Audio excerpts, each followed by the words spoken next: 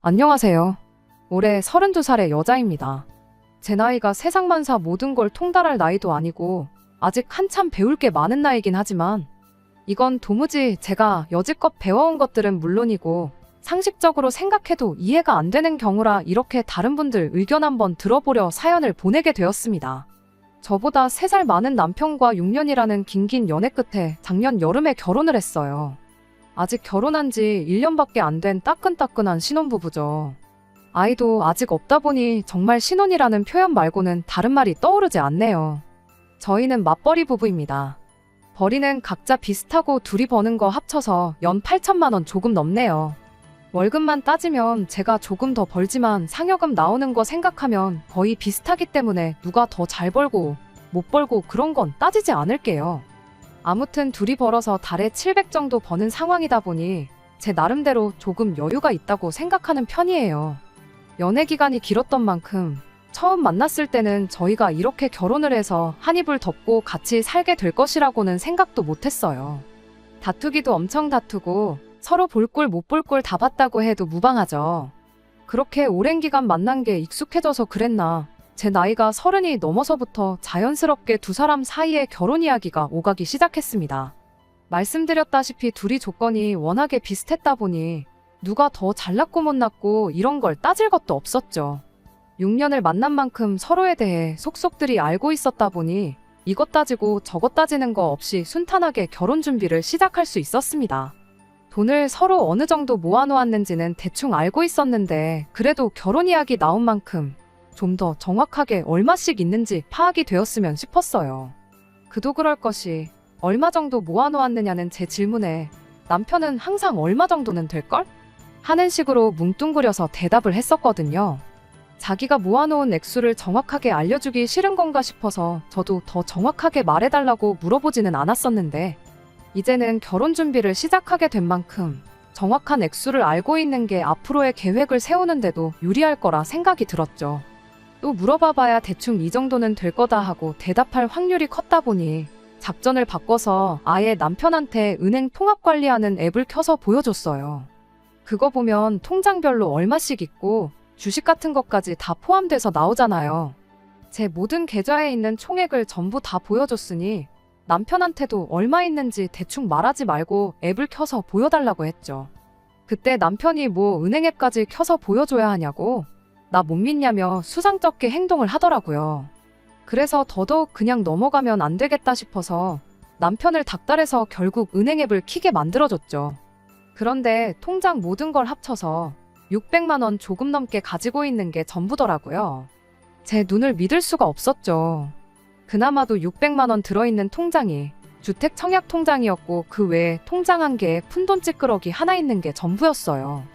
남편이 그제서야 설명해 주길 시어머니가 자기 월급 관리를 대신 해주고 있다는 사실을 말해주더군요. 자기는 평소에 한도 50만 원짜리 신용카드 2개로 살고 있다고요. 말인즉슨 한 달 용돈 100만 원으로 살다는 거죠.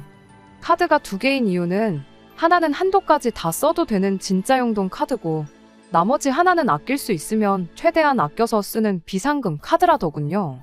청약통장 제외하고 통장에 10몇만 원 찌끄러기 남아있는 건 통장에서 이거 나가고 저거 나가고 남는 잔돈들이 자연스럽게 모인 거래요. 그건 약간 보너스 느낌으로 어느 정도 모일 때까지는 절대 안 건드리는 그런 돈이랍니다. 나름 합리적으로 돈 관리를 하고 있는 것 같긴 했지만 솔직히 그 대답을 처음 들었을 때는 정말 뭐라 표현할 말이 따로 없을 만큼 처참한 기분이었습니다. 35살 먹은 남자가 아직도 용돈을 타서 쓴다는 건 제 상식선에서는 정말 이해할 수가 없었거든요. 그리고 6년이라는 긴 시간을 만났는데 어떻게 그런 걸 하나도 몰랐나 싶기도 했죠. 오래 만난 만큼 속속들이 이 사람을 알고 있어서 이젠 내 가족같이 익숙하고 편해서 결혼을 결심한 이유도 큰데 이미 시작부터 내가 이 사람의 모든 걸 알고 있는 게 아니었구나 하는 생각이 드니 그것도 기분이 참 그랬어요. 그때 남편한테 어떻게 그 나이에 아직도 엄마한테 돈을 맡기는 사람은 처음 봤다고 했는데 남편은 그걸 제가 마마보이라고 하는 거라 생각했는지 격한 반응을 보여왔습니다. 자기가 마마보이라서 엄마한테 돈을 맡긴 게 아니라고요. 원래 직장생활 처음 시작했을 때는 직접 돈을 관리했다고 합니다. 그런데 자기가 씀씀이가 엄청 큰 편이다 보니 그때는 저축이라는 거 따로 하는 거 없이 그냥 월급이 들어오면 들어오는 대로 쓰기 바빴답니다. 나중 가선 당시 취직안 한 친구들 물주 노릇까지 하면서 없는 술자리 일부러 만들어서 안 써도 되는 돈을 쓰고 올 만큼 과소비가 심했다네요. 그러다 나중에 가선 월급이 통장에 들어오자마자 카드값으로 남김없이 빠져나가는 지경에 이르렀고, 그런데 그 와중에 또 쓰던 버릇이 있다 보니 신용카드로 현금 서비스까지 받아가며 돈을 펑펑 써댔답니다. 그러다 그 사실을 알게 된 시어머니가 연체된 카드값 300만 원을 한 번에 갚아주시고 그 뒤로 남편 월급 관리를 대신 해주게 되었던 거라네요. 그 뒤로 남편은 용돈을 타 쓰면서 절제된 삶을 살 수 있게 된 거랍니다. 쓸 돈이 없게 되니 매일같이 술 먹자고 연락하던 가짜 친구들도 떨어져 나갔대요. 어머니 덕분에 또 인생에 하등 도움이 안 되는 거머리 같은 친구들을 정리할 수 있었다고 하는 소리였죠. 어머니가 시키는 대로만 했는데 인생이 바뀌었다며 옛말에 어른들 말 들어서 안 좋을 게 없다는 말도 못 들어봤냐고. 평생을 아버지가 벌어오는 돈 관리해서 그 돈으로 집도 사시고 그 후로 이사도 2번이나 하면서 재산도 불려나가신 분이시라고. 인생의 경험치가 우리보다 몇 배는 쌓여 있을 텐데 자기가 관리하는 것보다 어머니가 관리하는 게 훨씬 더 잘하면 잘하셨을 거라고요. 모르긴 몰라도 그때 어머니한테 돈 관리 안 맡기고 그냥 자기가 돈 관리를 했다면 자기 통장에 돈은커녕 지금 당장도 빚더미에 허덕이면서 살고 있을 거라는 소리를 하는 겁니다. 그 모습에 아찔하긴 했지만 그래도 결혼하고 나면 어머니한테 돈 관리 맡길 생각은 없다고 경제권은 다시 가져올 거랍니다. 그리고 자기가 지금 어머니 덕분에 절제된 삶을 살고 있기는 하지만 그 씀씀이가 어디 갔겠냐고. 결혼하면 돈 관리는 저한테 전부 맡기겠다며 자기는 지금 하는 대로 50만 원 한도 신용카드 2개면 충분하다고 말을 해주더라고요. 그 말에 그래도 어느 정도 안심이 되었죠. 시어머니가 남편 돈 관리를 하고 있었다고 해서 모아놓은 돈이 얼마나 되는지는 못 물어볼 것도 없겠다 싶어서 그 길로 남편이 시어머니한테 전화를 걸었습니다. 시어머니가 전화를 받자마자 남편이 앞뒤 상황 없이 대번에 내 돈 얼마나 있냐고 물어봤어요. 그런데 돌아온 시어머니 대답이 얼마 있다고 대답해주면 되는 걸 네 돈은 왜 갑자기 물어보느냐 였습니다. 결혼 준비하는데 신혼집 알아봐야 하니까 서로 얼마나 있는지 미리 알아놓아야 하니까 그러는 거라고 이유를 나중에 설명해줬어요. 액수만 알려주면 끝나는 걸 가지고 시어머니는 걔는 뭐 그런 걸 물어본다냐 하면서 대답을 피하는 식이었습니다. 그러더니 난데없이 전화를 저한테 바꿔보라 하시더군요. 그러더니 역으로 저한테 질문을 하시더군요. 그러는 너는 얼마나 모아놓았냐는 식이었죠. 이미 남편한테도 보여줬던 돈이다 보니 시어머니라고 꼭 숨길 이유도 없겠다 싶어서 정확하게 말씀드렸어요. 현금으로 가지고 있는 게 2천, 적금으로 5천 있고 주식으로 가지고 있는 게 또 5천 정도 된다고요. 그랬더니 나이도 어린 게 주식을 한다면서 당신이 주식 같은 거 해서 돈 버는 사람을 단 한 명을 못 봤다며 저보고 당장 주식부터 정리를 하라고 훈수를 하시더라고요. 그러면서 갑자기 돈 관리를 하는 방법에 대해 열변을 토하시는데 그냥 얼마 있는지만 알려주시면 될 걸 왜 이렇게 말이 많으신가 싶었습니다. 그냥 영혼 없이 네 하면서 대답하고 있었는데 그게 또 시어머니 심기를 건드렸는가 봐요. 주절주절 돈 주고도 못 배운다는 시어머니의 돈 관리 비법에 대해서 열변을 토하시다가 난데없이 저한테 성질을 내기 시작했거든요. 난데없이 아직 양가 상견례도 안 하지 않았냐.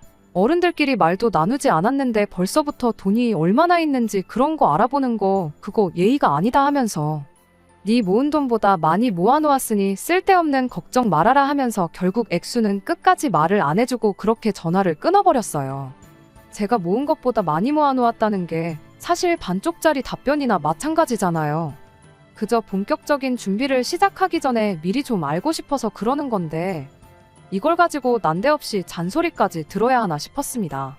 그래도 최대한 좋게 생각하기로 했어요. 시어머니가 왜 그렇게까지 저한테 성질을 낸 건지 좀 더 생각해봤다면 참 좋았겠지만 이미 지나간 일, 이제 와서 후회해서 뭐 하겠나요? 그때는 그저 제 돈보다 많이 모아놓으셨다는 그 말을 믿는 수밖에 없었죠. 남편이 모아놓은 돈을 제가 모아놓은 돈과 똑같은 액수라고 가정하면 나중에 정확한 금액을 알게 되었을 때 미리 예산 잡아놓은 것보다 단돈 10,000원이라도 더 많은 거잖아요. 타이트하게 예산 잡아놓았다가 여윳돈이 생기면 오히려 우리한테 더 좋은 거 아니겠냐 그렇게 생각하기로 하고 말았죠. 암만 저보다 더 모았다고 해봐야 둘이 벌이가 비슷한데 어머님이 암만 아끼고 잘 모았다고 해봐야 그렇게 큰 차이는 없겠구나 싶었거든요. 게다가 남편이 용돈으로 매달 100만 원 정도 가져가는 것도 알고 있었고 그 외에 보험이라든지 포뇨금이라든지 그런 것도 따로 남편 월급에서 나가고 있는 것도 알게 되었으니 대충 계산해보면 정말 저랑 모아놓은 돈이 큰 차이가 없겠구나 그런 생각이었어요. 더 모아놓았다고 한들 그게 뭐 10억, 20억 더 모아놓은 것도 아닐 텐데 액수가 정확히 얼마인지 집착할 필요는 없겠다는 생각이었습니다. 가장 중요한 건 무엇보다도 남편이 결혼하면 더 이상 시어머니한테 경제권을 맡기는 게 아니라 저한테 맡기겠다는 사실 하나뿐이었죠. 그렇게 남편과 본격적인 결혼 준비를 시작하게 되었습니다. 어차피 신혼집 구하는 건 맨 나중에 문제였다 보니 차근차근 하나씩 알아보기 시작했지요. 일단 양가에 먼저 결혼 허락을 받으러 다녀왔어요. 남편을 먼저 저희 집에 인사시켰고 다음에 제가 시댁에 인사를 드리러 다녀왔지요. 제가 시댁에 갔던 날 시어머니는 굳이 대신 관리해주고 있던 남편 돈에 대해서 언급을 하지 않았습니다. 진짜로 양가 상견례가 있는 날까지 안 알려주시려는 건가 그렇게 생각하고 말았죠. 굳이 거기서 돈 이야기 꺼냈다가 또 한바탕 하는 것보다 직접 말해줄 때까지 기다리는 게 맞다고 생각했어요.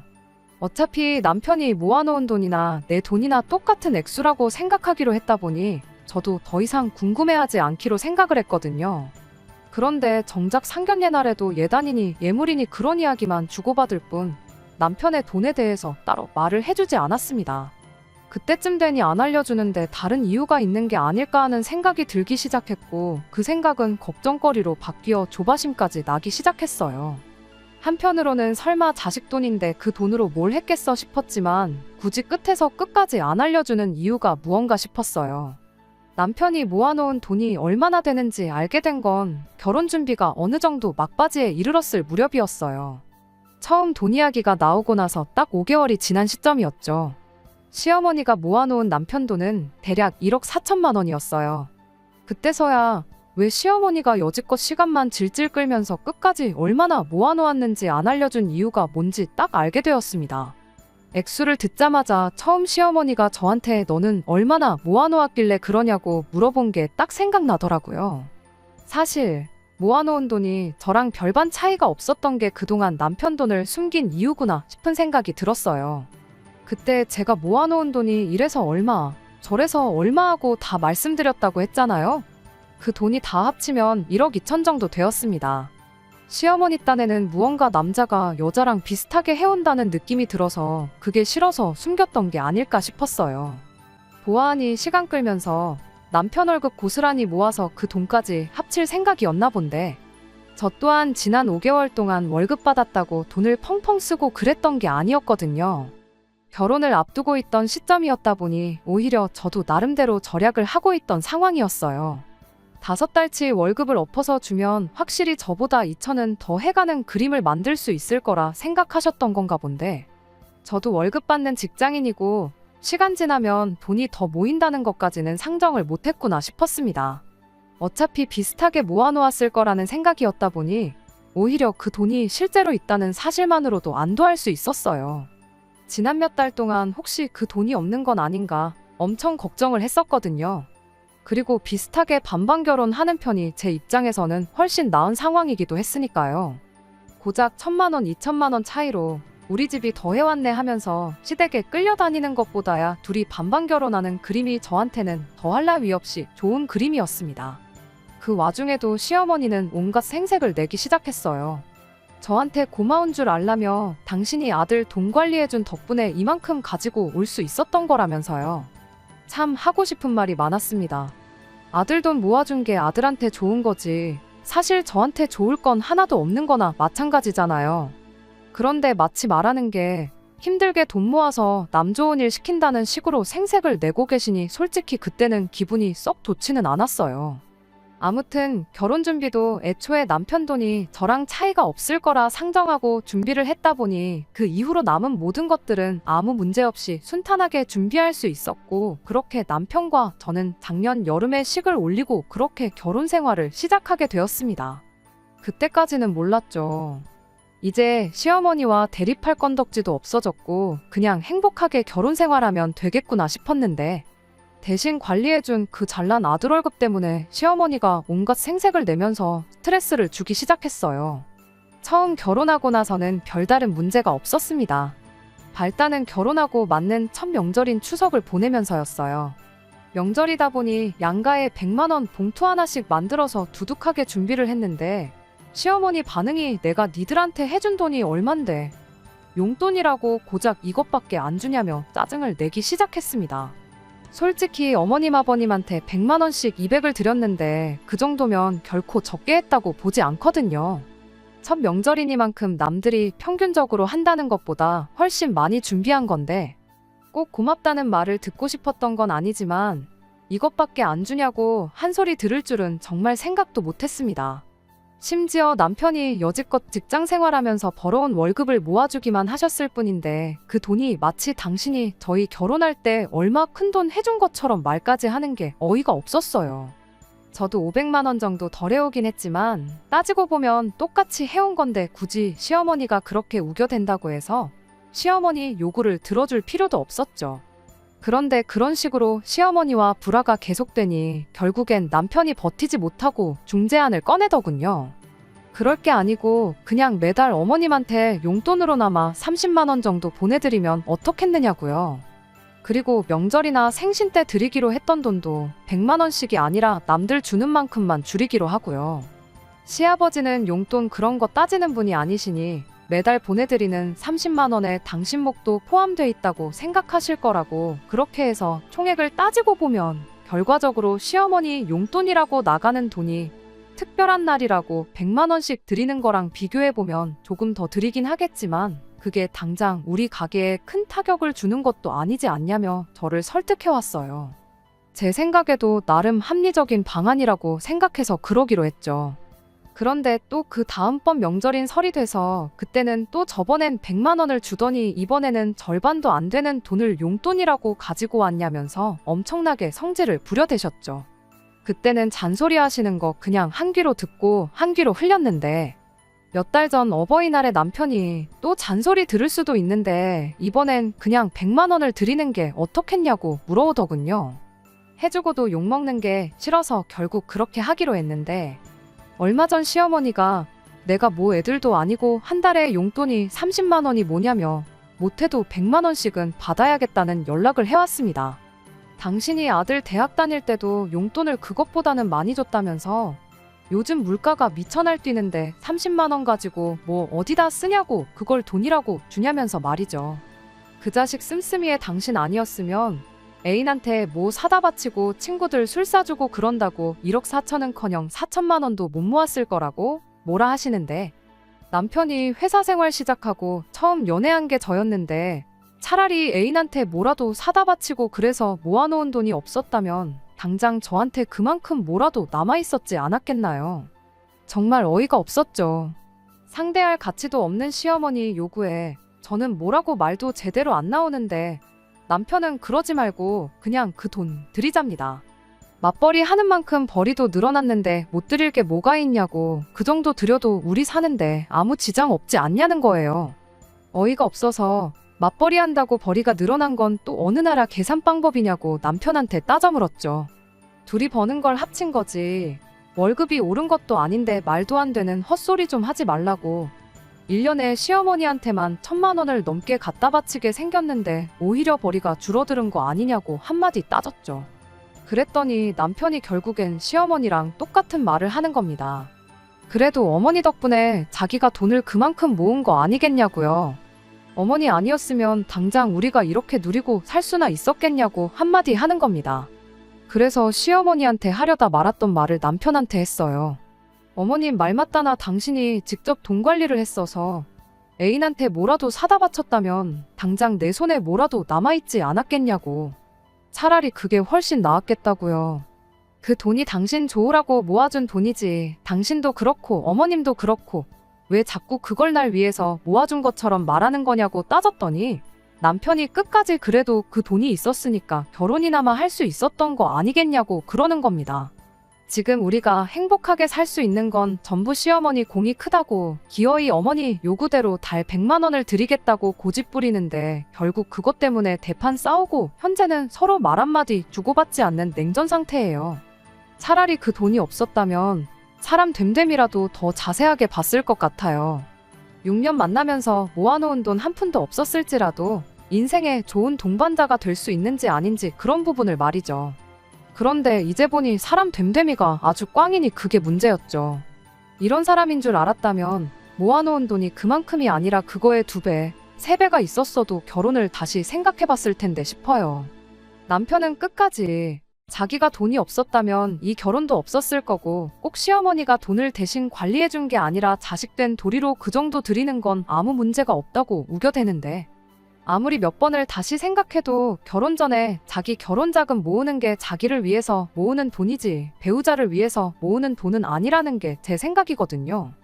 그런데 귀에 딱지가 않게 같은 소리를 들어서 그런가 어쨌든 결혼해서 그 덕을 보고 있으니 그게 저를 위한 돈인가 싶기도 해요. 도무지 의견이 좁혀지지가 않아서 다른 분들 의견은 어떤지 한번 물어보고 싶어 이렇게 사연을 보내게 되었습니다. 그냥 효도하는 셈 치고 그 돈을 보내드리는 게 맞는 건가요? 안녕하세요. 지난 여름쯤에 시어머니 용돈 문제로 사연을 보냈던 쓰니입니다.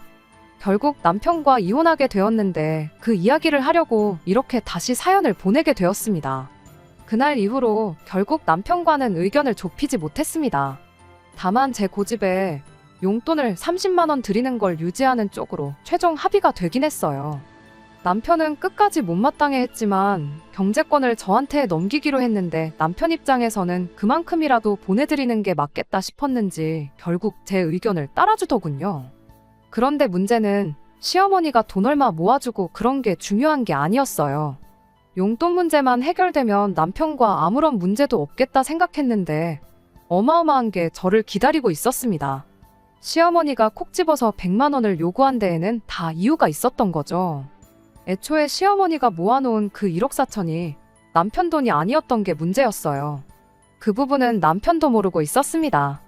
용돈을 30만 원만 드리기로 하고 나서 시어머니가 더 이상은 이렇게 못 살겠다며 저희 집에 짐 싸들고 찾아왔어요. 용돈이랑 시어머니가 짐까지 싸들고 찾아와 합가를 하겠다는 게 무슨 상관인가 싶었는데 알고 보니 시어머니가 남편 돈을 해준다고 시댁을 담보로 대출을 받았다는 걸 알게 되었습니다. 말인즉슨 모아놓았다던 남편 돈은 사실 애초에 한 푼도 없었던 거나 마찬가지였던 거죠. 5개월 동안 돈 이야기 안 꺼낸 게 몇 달치 월급이나마 포함해서 모아놓은 돈 액수를 올리려고 시간을 끌었던 게 아니라 그 시간 동안 돈 빌리러 다녔다는 거예요. 당장 아버님이 일하고 있어 이자를 어찌어찌 낼 수는 있었지만 이자가 나가는 만큼 생활비가 줄어드니 버틸 재간이 없었던 거죠. 그리고 모르긴 몰라도 그동안 남편 월급 관리해준다는 명목하에 그 돈을 쓰고 싶은 데다가 펑펑 쓰셨던 것 같은데 그렇게 쓰다가 막상 아들 장가 보내고 이자 때문에 생활비까지 줄어드니 견딜 재간이 없었던 거죠. 그나마 어떻게든 저희한테 용돈이랍시고 100만 원씩 뜯어내 그걸로 이자 부담 줄이고 살아보시려고 했던 건데 제가 끝까지 용돈 30만 원 이상은 못 드린다는 입장을 고수하고 있으니 이젠 더는 이렇게는 못 살겠다 싶어서 짐 싸들고 저희 집에 찾아온 겁니다. 살고 있는 집을 아예 정리해서 그 빚을 갚아버리겠다는 소리였죠. 그리고 그렇게 되면 당장 살 곳이 없어지는 거니 저희 집에 들어와서 살겠다는 거예요. 일부러 겨울 되자마자 찾아오신 거 보면 이제 날 추워지는데 설마 자기들을 내쫓겠어 하는 생각으로 오신 게 아닐까 싶어요. 그렇게 쳐들어와서 오늘부터 나를 모셔라 하는 시어머니와 죽어도 그렇게는 못하겠다는 제가 대판 싸웠죠. 경비실에서까지 찾아와 주변 이웃들한테 항의 전화가 빗발친다며 저희를 뜯어말렸고 그래도 상황이 나아지지 않았죠. 결국 나중에 경찰분들까지 오셔서 그제서야 상황이 일단락되었습니다. 당장 집을 팔고 빚을 청산해서 찾아온 게 아니었다 보니 시어머니는 짐 싸들고 온 것만 두고 몸만 집으로 돌아가셨어요. 그것만 봐도 합가할 때까지 계속 찾아오겠다는 시어머니의 강한 의지가 다 느껴졌습니다. 그래서 남편하고 한참 동안 이야기했어요. 나는 이렇게 살 생각 없다고 말이죠. 하지만 그래도 부모인데 자식 입장에서 그런 어머니를 어떻게 두고 볼 수 있었겠나요? 남편은 끝까지 그래도 어떻게 이 상황에 모르는 척을 할 수 있겠냐며 저보고 어떻게 좀 안 되겠냐는 식으로 합가를 강요하더군요. 이러나 저러나 자기가 1억 4천 해온 사실은 변함이 없지 않냐는 겁니다. 사람이 어떻게 이렇게 뻔뻔할 수가 있나 싶었지요. 제가 맨몸으로 결혼해서 남편 등골 빨아먹으면서 살고 있던 것도 아니었잖아요. 거의 똑같은 돈 들고 와서 결혼했는데 결혼 전부터 거짓투성이었던 시어머니를 모시고 살라는 건 말도 안 되는 소리였습니다. 그래서 남편한테 한마디 해줬어요. 세상이 뒤집어져도 시어머니 모시고 살 생각은 눈꼽만치도 없으니 꿈깨라고요.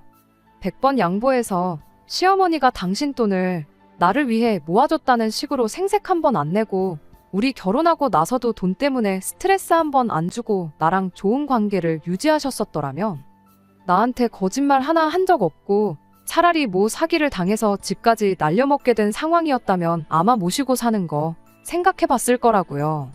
그런데 그런 것도 아닌데 내가 무슨 이유로 시어머니를 모셔야 하는지 설명 좀 해보라고 했죠. 남편은 한참을 생각하더니 그래도 이미 결혼했는데 이제 와서 어떻게 할 거냐는 식으로 대답을 하더라고요. 그래서 제가 먼저 남편한테 이혼 이야기 꺼냈습니다. 그냥 무작정 이혼하자고 한 건 아니에요. 저는 남편에게 기회를 줬습니다. 아버님이 돈을 안 벌어오시는 것도 아니고 솔직히 1억 4천이면 아버님 벌이에 못 갚을 돈은 아니지 않나라는 생각이었거든요. 그냥 시어머니가 저러는 게 이자가 나가는 만큼 생활비 줄어든 마당에 그동안 어머님 돈처럼 쓰던 당신 돈까지 없어진 게 싫어서 저러시는 거 아니겠냐고요. 그러니 어머님이 또 집에 찾아오시거든 같이 살 생각 없다고 단호하게 딱 잘라 한마디만 하라고 했어요. 그럼 그동안 어머님이 나를 속였던 거 그냥 당신 돈 빌려간 거 집 담보 잡고 대출 받아서 갚은 거라고 생각하고 그냥 오늘 있었던 일은 가슴속에 묻어두고 아무 일도 없었던 것처럼 살겠다고요. 하지만 남편은 그런 저희 제안에도 어머님을 택하더군요. 합가는 못한다고 이야기하겠다고 대답은 했지만 그럼 대출금이라도 우리가 갚아드리면 어떻겠냐고. 어차피 매달 용돈 100만 원씩 드리는 쪽으로 이야기하지 않았냐고. 용돈 드린다고 생각하면 되는 거 아니겠냐며 끝까지 저로 하여금 시어머니한테 돈을 퍼주는 쪽으로 이야기를 꺼내는 겁니다. 자기 딴에는 시어머니와 합가를 막으면서 동시에 어머니 빚도 갚아줄 수 있는 나름의 중간 역할을 했다고 생각하는 것 같은데 그건 지 혼자만의 생각이었지. 저한테는 그냥 이혼하자는 소리로밖에 안 들렸어요. 그래서 그냥 알겠다고 한마디 대답해주고 그날부로 당장 이혼 서류부터 준비했죠. 남편이 이혼 안 해준다고 하면 소송까지 불사할 생각이었어요. 자기도 자기 나름대로 소송까지 가면 100% 질 거다는 식의 말을 주워 듣고 온 건지 나중에 가선 순순히 합의 이혼을 하는 쪽으로 나오대요. 덕분에 이혼하는데 큰 문제는 없었습니다. 반반 맞춰서 가져왔다 보니 갈 때도 똑같이 반반 나눠서 이혼했고요. 지지난주에 숙려기간 끝나서 모든 게 깔끔하게 정리돼서 이렇게 후기를 적어 보냅니다. 애초에 시어머니가 남편 돈 대신 관리해준 걸 두고 저를 위해 모아줬다고 생색내고 제 상식으로는 이해가 안 되는 요구를 해올 때 그때부터 알아봤어야 했는데 결혼이 저랑 남편 둘만 하는 게 아니라 집안과 집안끼리도 하나가 되는 건데 왜 그때는 그걸 생각 못하고 남편 돈만 제대로 있으면 됐지 하고 쉽게 넘겼나 싶네요. 안녕하세요. 얼마 전 이혼한 남편 소식 듣고 이렇게 마지막 후기를 또 남기게 되었습니다. 정확히는 남편 소식이 아니라 시어머니 소식이라고 해야 하나요? 남편이 저희 집까지 찾아오고 아주 난리도 아니었어요. 저희 부모님이 남편한테 여기가 어디라고 오느냐며 현관문 앞에서 거의 몽둥이 찜질을 할 뻔하셨는데 집까지 찾아온 게 무슨 일인가 궁금해서 남편 만나 이야기를 나눴습니다. 남편은 저한테 다시 시작하면 안 되겠냐고 거의 빌듯이 부탁을 해왔어요. 시어머니가 시아버지랑 이혼을 했다고 하더라고요. 알고 보니 그간 남편 돈으로 두 분이 같이 호강했던 게 아니고 시어머니 혼자서 그랬던 거래요. 아버님은 그 사실을 저희가 결혼할 때 알게 되었는데 그때 시어머니가 남편 돈을 탕진했다고 말한 게 아니고 그 돈이 어디 투자하듯이 묶여있는 상태라는 식으로 말을 하셨다는 겁니다. 당장 아들 장가 보내야 하는데 돈이 없다고, 그런데 그 돈을 또 중간에 뺄 수도 없는 상황이라며 집을 담보로 대출을 진행했던 거라고 해요. 아버님은 그런 사실에 대해서 전혀 모르고 있었는데 남편이 저랑 이혼하고 나서 모든 사실을 알게 되었던 거죠. 그리고 아버님이 당신 같은 사람하고는 같이 못 살겠다며 시어머니한테 이혼을 요구하셨다고 합니다. 이혼하면서 빚은 두 분이 나눠서 책임지게 되었지만 시어머니는 아버님한테 위자료까지 지급해야 하는 상황이 되었고요. 아버님이야 곧 은퇴하실 나이긴 하지만 그래도 직장도 있고 당장 먹고 사는데 지장이 없으니 상관이 없는데 시어머니의 경우에는 이야기가 달랐죠. 결국 남편하고 같이 지내게 되었는데 당장 남편 월급이 있다고 해도 두 사람 수중에 땡전 한 푼 있는 게 아니다 보니 지금 둘이서 단칸방 지내서 같이 살고 있는가 봐요. 그런데 그 와중에 시어머니는 늘어난 당신 씀씀이 때문에 정신 못 차리고 남편 월급 들어오는 족족이 쓸데없이 날려먹는 돈이 절반 이상이랍니다. 남편도 참다 또 참다가 이젠 더는 안 되겠어서 시어머니랑 같이 못 지내겠다고, 아니 안 지내겠다고 저를 찾아온 거예요. 그래서 마지막으로 남편한테 한마디 해줬어요. 이제 와서 어머님 안 계신다고 내가 당신하고 다시 살아줄 줄 알았냐고요. 너가 나랑 이혼까지 불사해가며 택한 어머니지 않냐고, 그런 사람이 왜 이제 와서 말을 바꾸냐고, 평생 어머니 돈 줄 노릇 하면서 그렇게 살라 말하고, 오늘은 이렇게 이야기 들어주긴 했지만 다음번에 또 우리 집 찾아오면 안 그래도 우리 아버지가 벼르고 있던데 오늘처럼 아버지를 말리는 일은 없을 거다 한마디 경고해주고 집으로 돌아왔습니다. 1년 반 만에 이혼했다는 오명을 달고 살게 되었지만 이혼녀 딱지 달고 사는 편이 저런 시어머니 모시고 평생을 맘고생하면서 사는 것보다 100번 낫네요. 다른 건 모르겠고 남편 인생이 저렇게 꼬여버린 걸로 위안 삼으려고요. 끝까지 들어주셔서 감사합니다. 오늘의 사연은 여기까지입니다. 구독과 좋아요, 알람 설정 부탁드리고 더 좋은 사연으로 다시 찾아뵙겠습니다. 감사합니다.